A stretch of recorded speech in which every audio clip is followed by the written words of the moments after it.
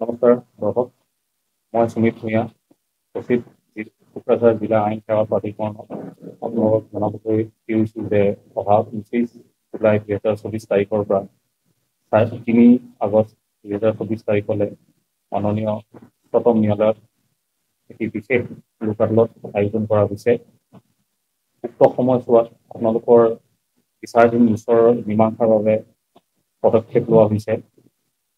সেইবাবে যিসকল অমীমাংসিত গোচৰ নিষ্পত্তি কৰিব বিচাৰে তেওঁলোকে অসম ৰাজ্যিক আইন সেৱা প্ৰাধিকৰণ অথবা কোকৰাঝাৰ জিলা আইন সেৱা প্ৰাধিকৰণত যোগাযোগ কৰিবলৈ অনুৰোধ জনোৱা হয়।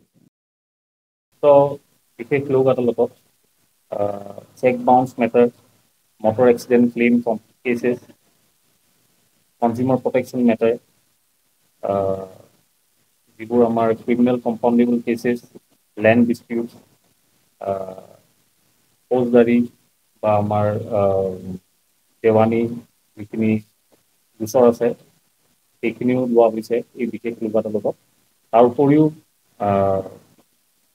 ছাৰ্ভিচ মেটাৰ, তাৰপিছত কম্পেচনেট গ্ৰাউণ্ডৰ যিখিনি ছাৰ্ভিচ মেটাৰ আছে সেই গোটেইখিনি গোচৰ এই উক্ত বিশেষ লোক আদালতত লোৱা হৈছে।